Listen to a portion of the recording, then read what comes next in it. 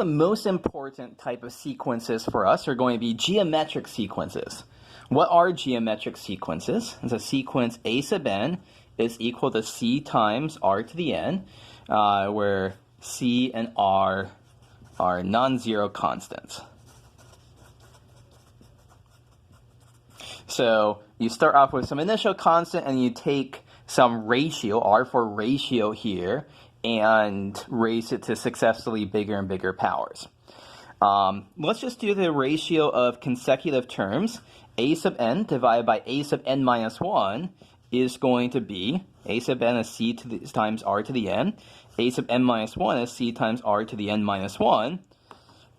The c's cancel, and n minus 1 of the r's cancel, so the ratio is just r here. So this is the so-called common ratio here of the geometric series.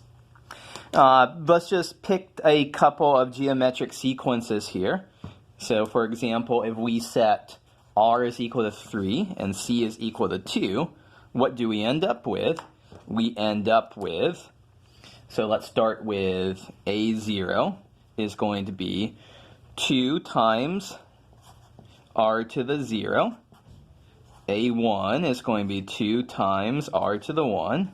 A2 is going to be 2 times r squared. A3 is 2 times r cubed. Our sequence starts off 2, 6, 2 times 9 is 18, 2 times 27 is 54. So here is a geometric sequence. Just to illustrate that we could have negative numbers and stuff like that, let's say that our constant, our initial constant is 1, and our ratio is minus 1/2. And again, indexing starting at 0, we'd have a0 is 1.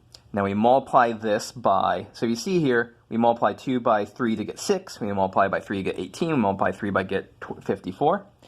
A1, multiply this by minus 1/2 to get minus 1/2. A2, we get minus 1/2 times minus 1/2 at a quarter, then minus 1/8, then 1/16, and so on and so forth. Okay, so this is, as I said, a very, very, very important class of sequences. Let's talk about limits of it. So here's a summary of what's going on with limits. If r is greater than or equal to 0 and c is strictly positive, limit as n goes to infinity of c times r to the n is either 0 if r is between 0 and 1, but strictly less than 1. If it's equal to 1, we get c, and it's r is anything bigger than 1, it diverges off to infinity. And so how we're going to do this is that we're just going to think about the function. So proof, I guess, and we're thinking of this as a theorem proof, think about the function f of x is equal to c times r to the x.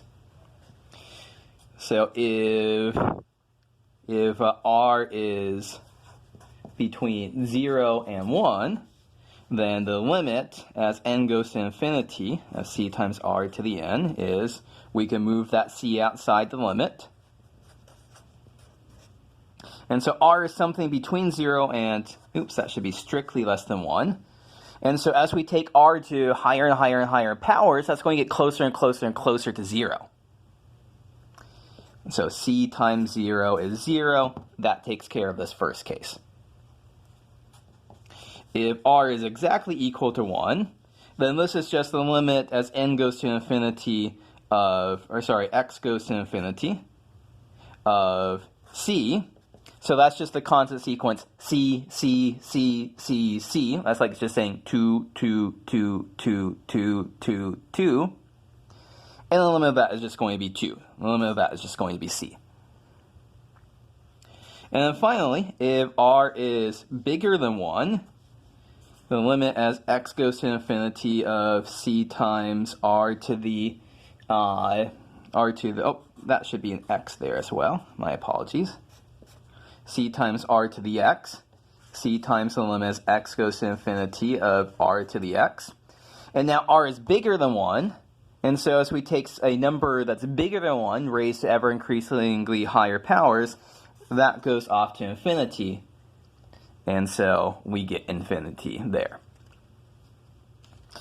So this is the case if r is greater than or equal to 0. If r is less than 0, we only have just a couple of cases.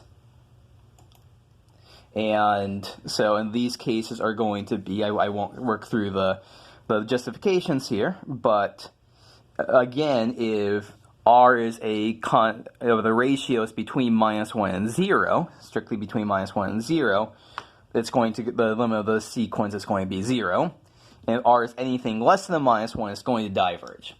No, it won't necessarily diverge. It's not going to diverge to infinity. It's just going to bounce back and forth between, positive and negative values. For as an example here, suppose that we were thinking about 5 times -2 to the n.